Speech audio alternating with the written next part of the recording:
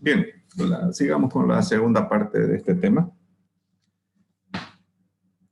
Entonces, hasta donde vimos, era el contrato de trabajo, ¿ya? Ahora vamos a ver lo que es el contrato de confidencialidad. Primero hay que entender lo que es confidencialidad, digamos así, ¿no? Entonces, hay una definición, hay partes que intervienen, hay cláusulas principales, la que leyes aplica y un modelo de contrato. Como definición tenemos de que el contrato de confidencialidad busca, tiene un propósito, su finalidad en sí es proteger la información sensible. ¿Qué es información sensible? La información sensible son todos esos datos económicos, financieros, tecnológicos, estratégicos, logísticos, correspondencia interna, todos los mails, su base de datos de su cartera de clientes, eh, sus costos, sus precios de proveedores, ¿no? Una serie de información que en términos generales se llaman información sensible, ¿ya? Estos datos se suministran en el transcurso de una negociación entre empresas y entre empleados y empresas. ¿Qué quiere decir esto?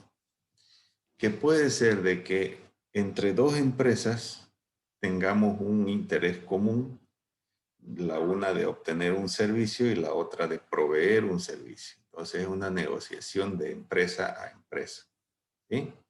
En estos casos, en ese periodo de negociación, para poder definir, digamos así, si le conviene realmente o no le conviene establecer un contrato o una alianza estratégica, se deben entre ellos pasar información, por decir financiera, cantidades de empleados, su deuda en el banco o deudas contraídas en el sistema financiero nacional o internacional, ¿no?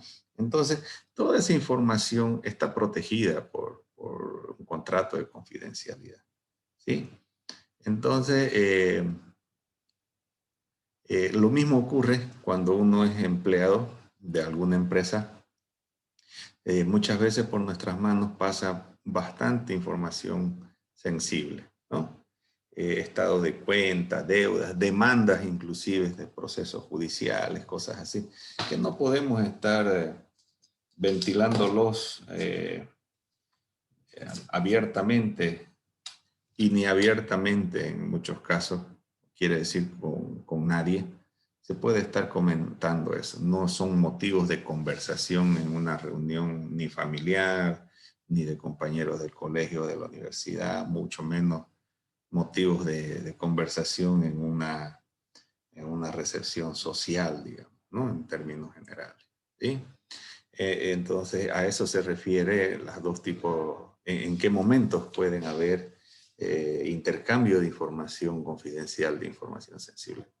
Cuando una empresa tiene interés con otra para establecer una alianza o un propósito comercial o algo así, por intereses comunes, y cuando también el empleado, como empleado, pasa por él o recibe, no de manera accidental, sino porque es su responsabilidad, recibe información sensible de la empresa. ¿Bien?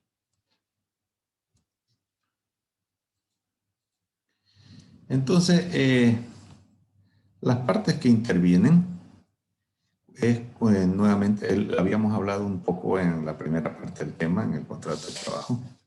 Cuando son empresas, es necesario que ellos dispongan de los nombres el nombre de la empresa, su dirección legal y nacionalidad, ¿no?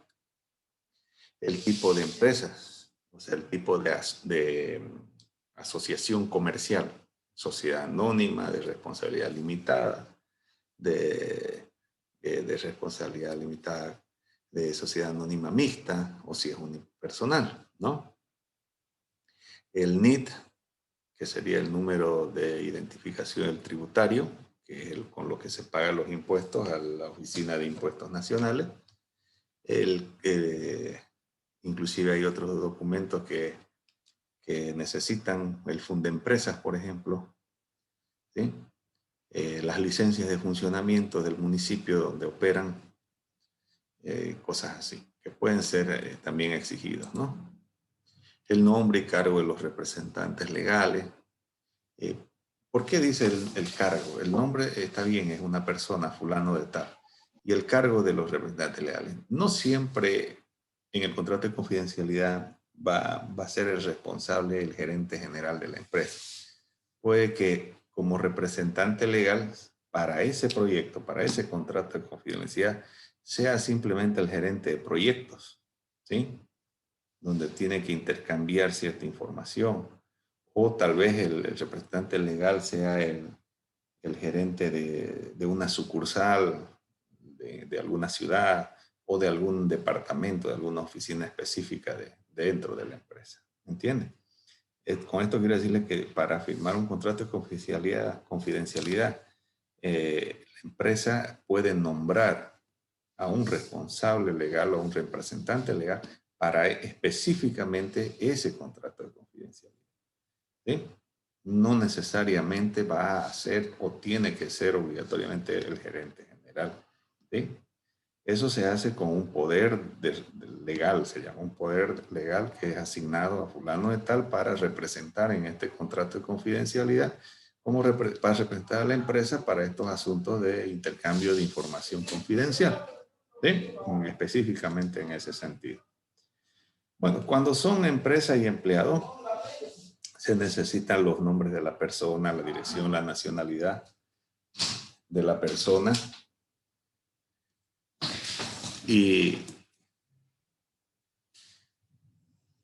un momento, por favor.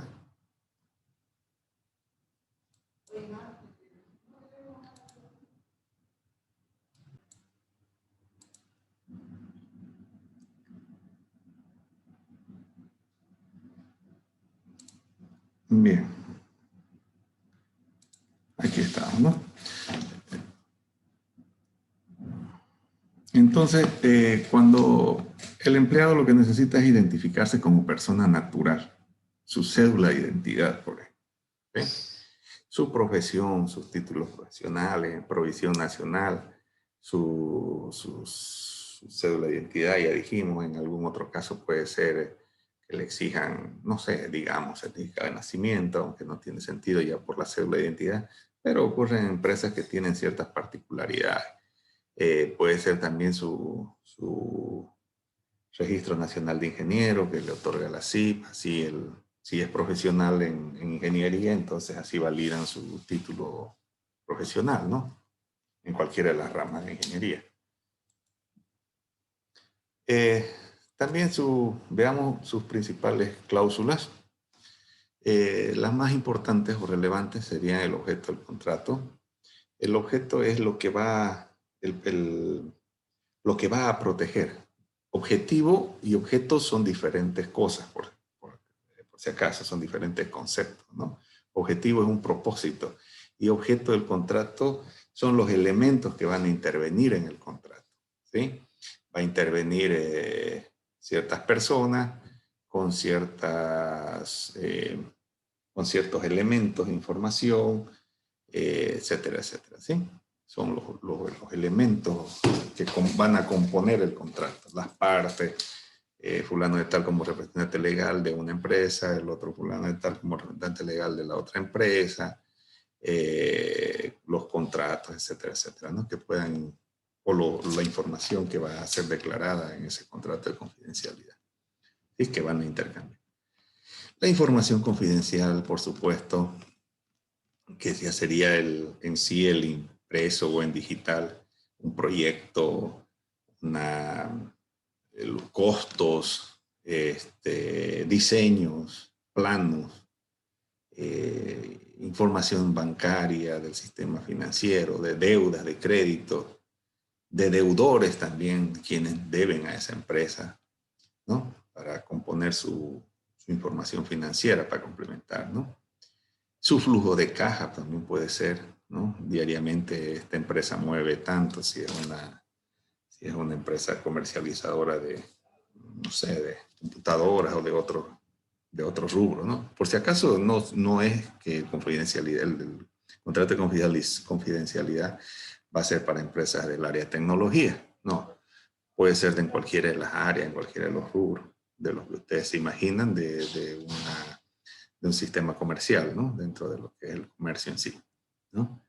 La entrega de información confidencial también se estipula, se va a entregar en un medio impreso, se va a entregar en un medio digital, se va a entregar por correo, vía correo electrónico, se va a entregar en un repositorio en la nube y con tales credenciales para acceder y descargarlas, etcétera, etcétera, ¿no?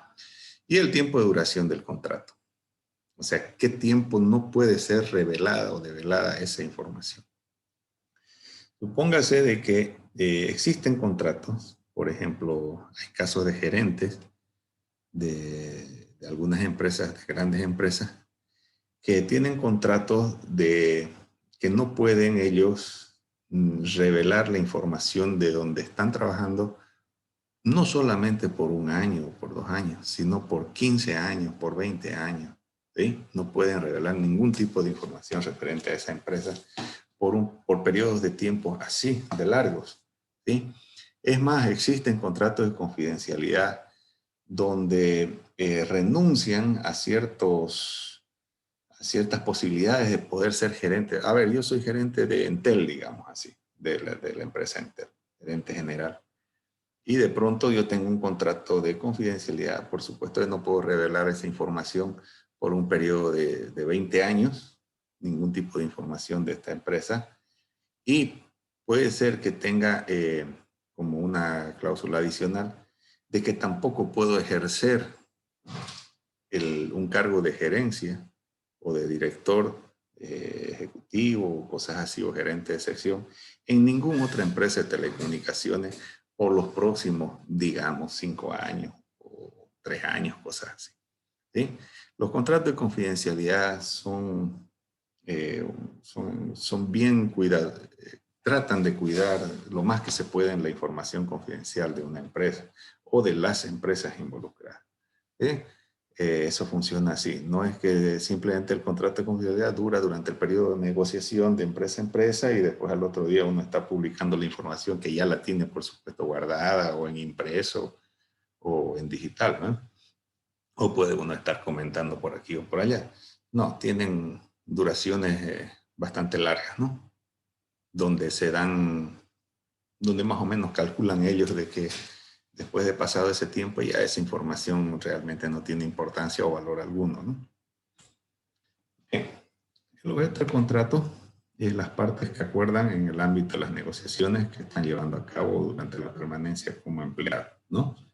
Existe la necesidad de conservar cierta información y datos relacionados al trabajo que desempeñan. Esto se llama información confidencial. Esta información deberá conservarse en secreto en los términos y condiciones del contrato, como los que acabo de explicarle. ¿Sí? Es toda información susceptible de ser revelada de palabra, por escrito o por cualquier otro medio o soporte tangible e intangible. Soporte o medio de comunicación, o sea, los especifican y en algunos casos los ponen como que de todos los que existen y de los que posiblemente existan a futuro, ¿sí? Que no pueden publicar. Digamos, el año 90, ¿quién iba a pensar, por decir, poner en un drive de Google o Dropbox, lo que sea, alguna información? Podía uno pensar en solamente un correo electrónico y un medio impreso. Entonces, alguien lo ponía en el drive de Google para que cualquiera se lo baje de la nube, cierta información confidencial, y ya escapaba al contrato. Entonces pone por cualquier medio conocido o a futuro por existir, se pone, ¿no? Entonces, eso es lo que dice acá, ¿no? Actualmente conocido o que posibilite el estado de la técnica en el futuro. A eso se refiere. Este tipo de información es la que se intercambia entre partes para el desarrollo de las labores o negociación. Es como les había explicado, dos empresas con intereses comunes en prestar servicio a una tercera empresa o en colaborarse entre ellas para poder fusionarse, inclusive muchísimas empresas se fusionan, o para que la que esté en mejores condiciones económicas de pronto absorbe a la otra que es de su interés. Muchas veces en tecnología ocurre eso, ¿no? Una empresa grande va comprando una empresa chica, digamos, ¿no?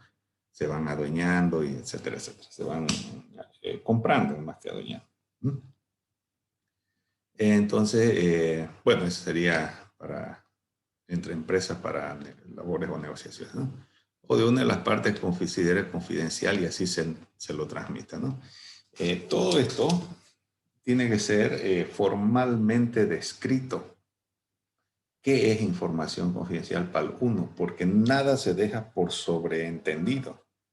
Una empresa no sobreentiende que su información de él es confidencial para el otro. Le tiene que formalmente detallar, le estoy haciendo llegar esta información sensible, confidencial, y que se la trate como tal o esté incluida dentro del contrato de confidencialidad. Se especifican y se detalla todo el tipo de información que se considera de importancia o confidencial sensible para una y para la otra empresa. ¿Sí? Bien, al finalizar el contrato, se compromete en entrega de la información, o sea, en una devolución, digamos así, que haya recibido durante la vigencia del contrato. Se devuelve toda la información.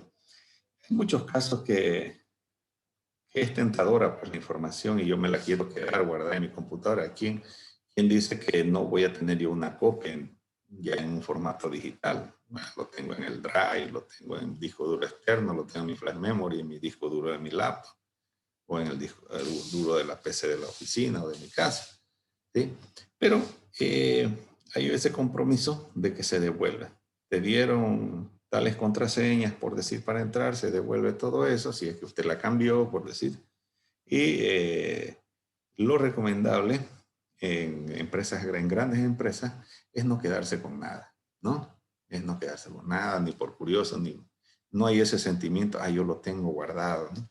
No, porque es peligroso y uno queda susceptible a una demanda judicial y en grandes empresas, en grandes negocios, esas demandas pueden complicarse y costarle a uno el resto de la vida profesional activa o millones de dólares en demanda o cosas o situaciones más desagradables hay veces, ¿no? Monetaria, o cárcel, por supuesto, desprestigio en el ámbito, en el ambiente profesional del área en que uno se desempeña, cosas así, ¿no?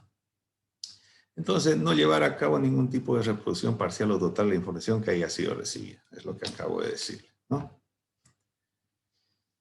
Bien, la duración, estamos en la duración del contrato, mantener la vigencia del contrato desde la fecha de su suscripción del mismo hasta la fecha del fenecimiento. ¿Sí? El contrato puede que haya acabado, pero hay cláusulas que le prohíben a muchos años a futuro que no puede usted publicar, ni comentar, ni nada de eso. Inclusive hay contratos de confidencialidad que le obligan, es interesante esta parte, que le obligan se obligan a ambas partes a ni siquiera en ese periodo ingerir bebidas alcohólicas, por decir, ¿no? Cosas así, para no, por supuesto, decir, estaba ebrio y lo comenté sin saber lo que hacía. No existe ese concepto dentro de un contrato ya, desde el punto de vista de aspecto legal, ¿no? No existe eso, ¿no? Aquí hago notar igual que existe un tiempo posterior a la finalización del contrato para seguir considerando la información como confidencial. El contrato puede durar 2 años, pero hay cláusulas que pueden durar 15 años, 20 años y cosas así, ¿no? Y eso hay que cumplir. Bien, jóvenes, eso es todo el avance de hoy. Voy a dejar de grabar un momento y empezamos la sesión de preguntas y respuestas.